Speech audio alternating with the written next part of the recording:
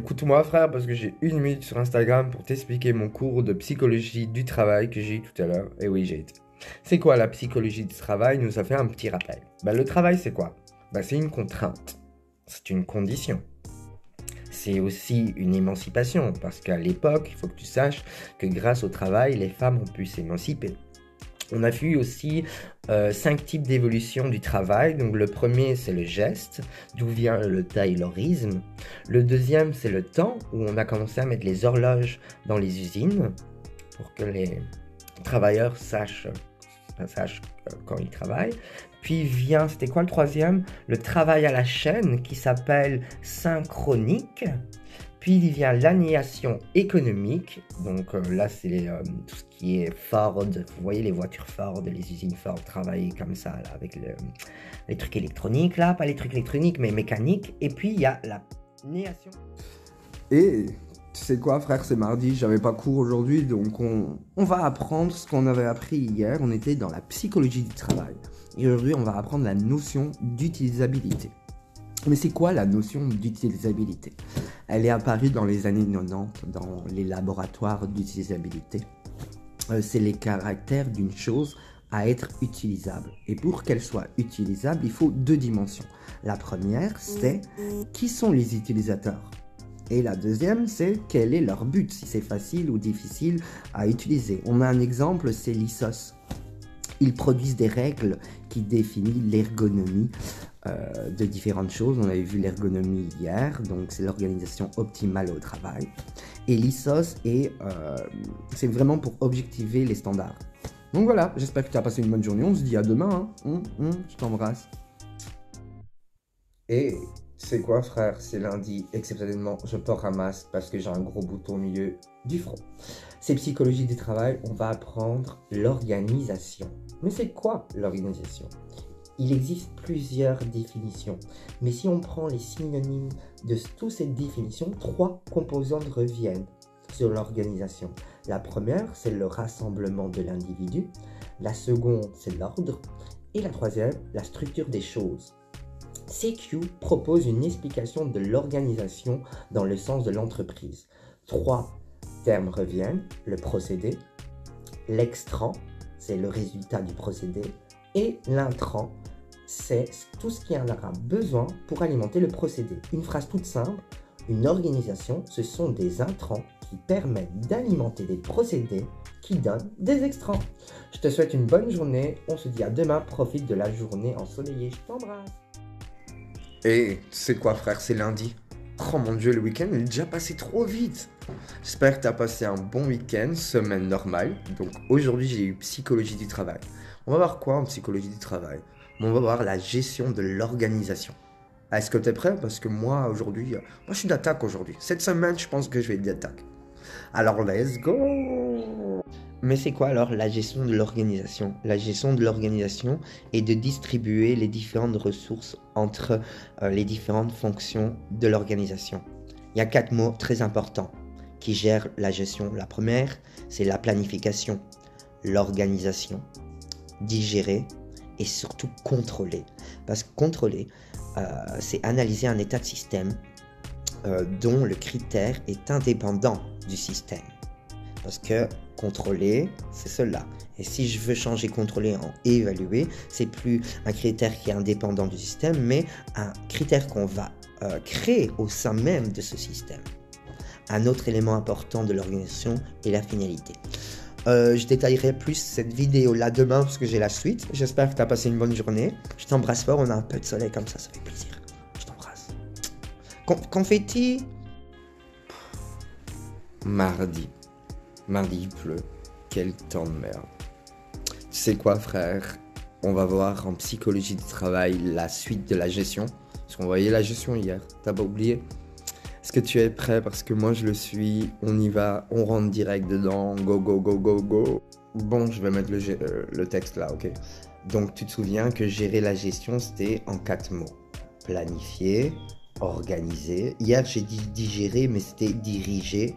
Et le 4e, c'était contrôler, qu'on pouvait remplacer, contrôler par évaluer. Parce que contrôler, souviens-toi, c'était analyser un critère qui était indépendant du système et donc évaluer, c'était créer un critère à l'intérieur de ce système.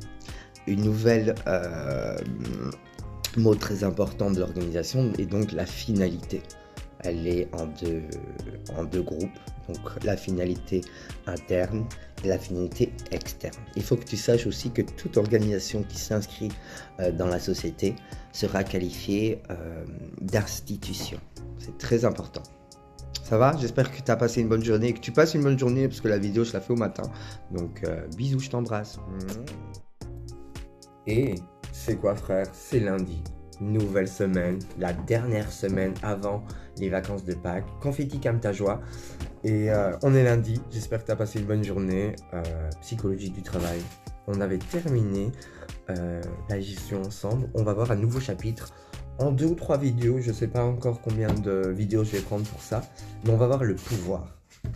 Est-ce que tu es prêt? Parce que moi je le suis. Je sais pas si tu as vu, mais j'ai fait mes cheveux bleus. Heureusement qu'elle filtre. Hein, parce que je suis fatigué, mais... Alors, mes cheveux, sexy ou pas? Ouais, sexy. Est-ce que tu es prêt pour le pouvoir? Alors, let's go. Donc, toujours au-dessus. Donc, le pouvoir est l'énergie qui fait vivre le système dans l'organisation. Je vais te définir 3 termes, mais avant que je te définisse les 3 termes-là, je vais te parler d'émetteur et de récepteur. L'émetteur, c'est celui qui va donner l'action. Le récepteur, c'est celui qui va avoir l'action. T'as capé? Premier mot, c'est la domination. Dans la domination, l'émetteur et les récepteurs sont conscients de la situation, mais le récepteur ne peut pas quitter la situation de domination. Le deuxième mot, c'est l'emprise. Dans l'emprise, l'émetteur est conscient de la situation, mais le récepteur n'est pas conscient qu'il est dans une emprise. Et le troisième mot, c'est la manipulation. Là, l'émetteur est conscient de la situation, mais le récepteur ne peut, oui, ou ne peut pas être conscient qu'il est manipulé. Et tu sais quoi frère, je suis toujours pas habitué à cette couleur, mais j'aime bien. On est mardi, on va continuer la suite d'hier. On voyait le pouvoir en psychologie du travail. J'espère que tu as passé une bonne journée. Moi je vais rentrer directement dans l'art, si on termine. On peut se reposer mardi, confetti. Viens dire bonjour. Non, il veut pas. Est-ce que tu es prêt? Moi je le suis. Let's go. Toujours le texte au-dessus, ça change pas. On avait vu donc hier 3 termes. Domination, emprise et manipulation en lien avec le pouvoir. Souviens-toi, émetteur, récepteur et puis la conscience. Tout est une question de conscience. Je vais te donner une autre définition du pouvoir qui est très important. Le prof avait dit, vas-y celle-là, ça doit rentrer. Tu es prêt? C'est la capacité de faire quelque chose à quelqu'un qui n'aurait pas fait sans l'intention du premier. Franchement, confetti, tu foires, hein. Ça fait 3 fois. Est-ce que je dois la recommencer, la définition, ou t'as capté? Je te jure, je vais mettre cette vidéo. À demain. Je t'embrasse. Et tu sais quoi, frère, c'est fini les vacances. J'espère que tu as passé un bon week-end et que tu es d'attaque pour la rentrée. Aujourd'hui, c'est psychologie du travail, c'est lundi. Hein. On voyait tout ce qui était les relations du pouvoir. Et aujourd'hui, on voit la même chose, ça va? Et c'était quoi aujourd'hui? La notion individuelle du pouvoir. Est-ce que tu es prêt? Parce que moi, je le suis. J'ai changé mes cheveux. Alors, est-ce que tu es prêt? On y va direct, frère. Pourquoi j'ai fait ça? Donc, petite définition de rappel. Le pouvoir, c'est la capacité de faire quelque chose à quelqu'un sans l'intervention du premier. Il existe donc 7 sources individuelles du pouvoir. La première, c'est le pouvoir de punition. Ça, c'est quand l'entreprise crée des structures, des règles, comme l'école, etc. Deuxième, le pouvoir de récompense. Elle, c'est la capacité de récompenser quelqu'un. Elle est rare. Troisième, c'est le pouvoir de connaissance. C'est la maîtrise de l'incertitude. Ça, c'est quand on possède l'information et quand on veut posséder une information. Elle n'est pas objectivable. 4, le pouvoir de l'information et de la persuasion. Ça, c'est tout ce qui est 1, 2, 3, 4, rhétorique. Et c'est tout ce qui est, c'est la maîtrise de... Oh mon Dieu, celui-là, je dois bien l'étudier. C'est la maîtrise de la structure des connaissances et la matière. 5, le pouvoir charismatique. 3 piliers. Le charisme, l'usage et rationnel. Puis, on a... Tu vois, mouillé, ça passe. C'est quoi frère? T'as vu ce beau temps? On était sur l'organisation du pouvoir. Hier c'était les relations, aujourd'hui c'est le système. Est-ce que tu es prêt? On y va direct. Je suis pas trop... T'as vu la racine frère? Afin de comprendre les relations du pouvoir, il faut comprendre les relations entre les individus du système. Un système est un ensemble d'éléments en interaction. Et si on modifie un élément de ce système, cela modifie l'ensemble du système. Un grand monsieur, Goffman, est un auteur qui développe le système avec la notion d'institution totale. Il décrit dans une institution psychiatrique où était sa femme, malheureusement, qui était atteinte de bipolarité. Il dit que cette institution avait l'emprise sur sa femme parce que sa femme avait perdu la notion du temps, de l'espace et du lieu. Et il décrit aussi que certaines institutions suppriment l'identité sociale, comme par exemple les prisons et les écoles et l'armée. T'as vu, je suis mouillé là, ça m'a un peu perturbé. T'as compris? On a fini avec le pouvoir. Ouh, je t'embrasse, profite de ton mercredi ensoleillé. Et tu sais quoi frère, c'est lundi, c'est psychologie du travail. Et aujourd'hui on va voir la notion de groupe. Ça tombe bien parce que ce week-end, j'ai un week-end de folie avec mon groupe.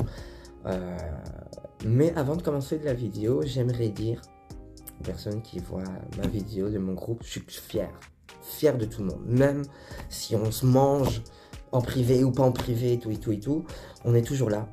Et on a commencé depuis le début. Et je suis fier de tout le monde. Donc voilà. La notion de groupe, est-ce que tu es prête à passer un bon lundi? Oh, moi ça va, lundi ça va. On y va. Donc, une personne ne correspond pas à un groupe. 2, toujours pas parce qu'on appelle ça une dynamique de duo. 3, toujours pas parce que c'est une logique triangulaire. Pour les deux personnes là, dynamique de duo et une tierce personne. 4, on voit apparaître une logique de duo, donc on va appeler ça des groupes restreints. Un groupe restreint, c'est un groupe avec des individus qui ont une interaction sociale. S'il y a 4 personnes et qu'il n'y a pas d'interaction, c'est pas un groupe. Okay? Au-delà de 4, on va appeler les grands groupes parce qu'il y a une dynamique avec un animateur. Puis vient la foule. Elle, il n'y a pas de construction cognitive. Et le principal moteur de la foule est l'affect, comme les concerts.